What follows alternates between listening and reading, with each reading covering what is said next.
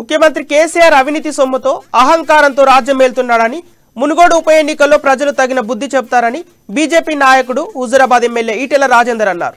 PCC అధ్యక్షుడు రేవంత్ రెడ్డి మతి భ్రమించి మాట్లాడుతూ టీఆర్ఎస్ బీజేపీ ఒక్కటేనని అనడం విడ్డూరంగా ఉందని అంటున్న ఈటెల రాజేందర్ తో మా నల్గొండ ప్రతినిధి Dusari Kiran Goud face to face. Munugode ఉప ఎన్నికల నేపథ్యంలో ప్రచారం హోరెత్తుతుంది. బీజేపీ అభ్యర్థి కొమ్మటిరెడ్డి రాజగోపాల్ రెడ్డి తరపున హుజూరాబాద్ ఎమ్మెల్యే ఈటెల రాజేందర్ గారు విస్తృతంగా పర్యటిస్తూ అన్ని మండలాలు గ్రామాల్లో తిరుగుతున్నారు. అప్పుడు ప్రస్తుతం మనతో ఉన్నారు. సార్ చెప్పండి, ఈ యొక్క రాజగోపాల్ రెడ్డి యొక్క తరపున ప్రచారం చేస్తున్నారు కదా, ఏ విధమైన స్పందన లభిస్తుంది? ఆయన రాజీనామా చేయడం అనుకున్న ఉండడం వల్ల ఈ యొక్క ప్రజలు ఏమనుకుంటున్నారు? నేను భారతీయ జనతా పార్టీ నాయకుడిని, నా పార్టీ అభ్యర్థి రాజగోపాల్ రెడ్డి గారు కాబట్టి న్యాచురల్గా రాజగోపాల్ రెడ్డి గారి విజయం కోసం పనిచేస్తాను. నేనే కాకుండా నాతో పాటుగా అనేక విద్యార్థి సంఘాల నాయకులు కావచ్చు, యువజన సంఘాల నాయకులు కావచ్చు, 20 ఏళ్ళుగా నాతో తెలంగాణ గడ్డ మీద పరిచయమైనటువంటి కొన్ని వందల మంది ఈ గడ్డ మీద పనిచేస్తూ ఉన్నారు. సామాజిక స్పృహ కలిగిన సంఘాలు, వ్యక్తులు ఇక్కడ గొప్ప పనిచేస్తున్నారు. ఎక్కడికి పోయినా టీఆర్ఎస్ పార్టీ ఆగడాలు, టీఆర్ఎస్ పార్టీ దుర్మార్గాలు, టీఆర్ఎస్ పార్టీ అక్రమాలు. ఒక్క మాట చెప్పాలంటే గొర్రెల మంద మీద తొడలు పడితే ఎట్లుండదో మునుగోడు ప్రజల మీద వాళ్ళ వేలాది మంది నాయకుల దాడి కొనసాగుతూ ఉంది. 10 మందికి 20 మందికి ఒక మనిషి చొప్పున పెట్టి వాళ్ళు మూత్రం పోయాలన్నా కూడా వీళ్ళ పర్మిషన్ తీసుకుపోయేటువంటి దౌర్భాగ్య పరిస్థితి ఇక్కడ ఉన్నది. ఇవన్నీ వాళ్ళు అనుకుంటున్నారు మేము చాలా గొప్పగా చేస్తున్నాం, మా కన్సర్న్లో ఉన్నారు, మేము చెప్పినట్టున్నాం అనుకుంటారు. ఎక్కడ కూడా జరగదు. తెలంగాణ ప్రజలు ఆకలిని భరిస్తారు కానీ ఆత్మగౌరవాన్ని మాత్రం కోల్పోరు. ఇవాళ ఇక్కడ వీళ్ళు పెట్టేటువంటి హింస, వీళ్ళు చేస్తున్న పద్ధతి జుగుప్సాకరంగా ఉన్నట్టుగా లోపల బాధపడుతూ ఉంటారు. ఏది ఏమైనప్పటికీ కూడా ఇంతకుముందే పెద్దమని చెప్తుండ్రు,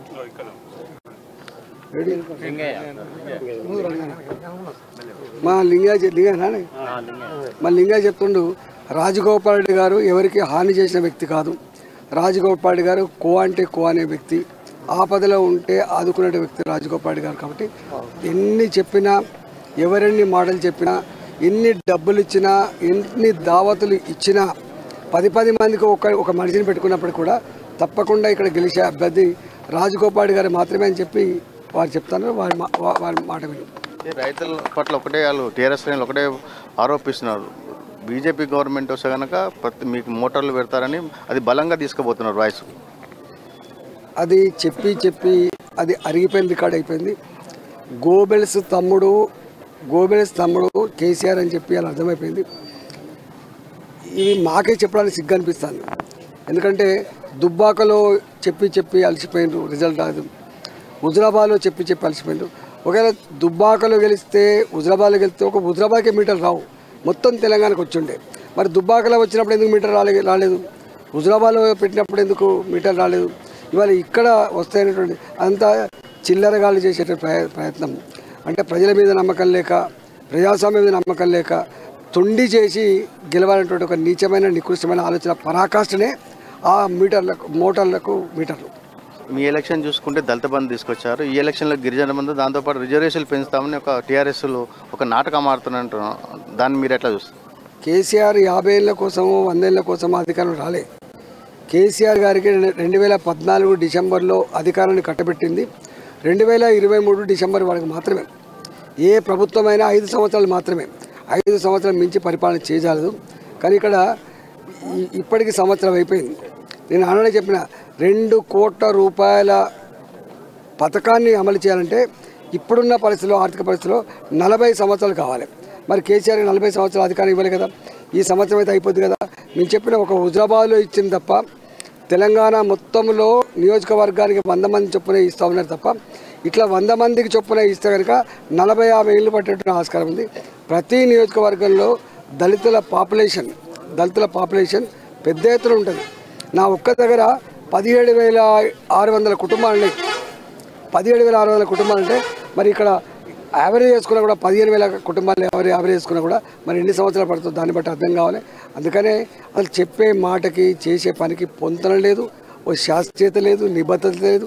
మోసం చేయడానికి ఆ పూటకు ఆడేటువంటి నాటకం తప్ప ఇది అమలయ్యేది కాదు. బీజేపీ టీఆర్ఎస్ ఒకటే కాంగ్రెస్ను ఖతం పెట్టేందుకు వీళ్ళు ఒక లోపాయకార ఒప్పందం కుదుర్చుకొని రేవంత్ రెడ్డి కామెంట్ చేస్తున్నారు. దీన్ని మీరు ఏ విధంగా చూస్తారు? ముందు మీకు తెలుస్తుంది, ముందు కాంగ్రెస్ పార్టీ బీజేపీ పార్టీ కూడా అవుతుందా, కాంగ్రెస్ పార్టీ టీఆర్ఎస్ పార్టీ కూడా అవుతుందా, ప్రజలు ఇప్పటికే చర్చించుకుంటా ఉన్నారు.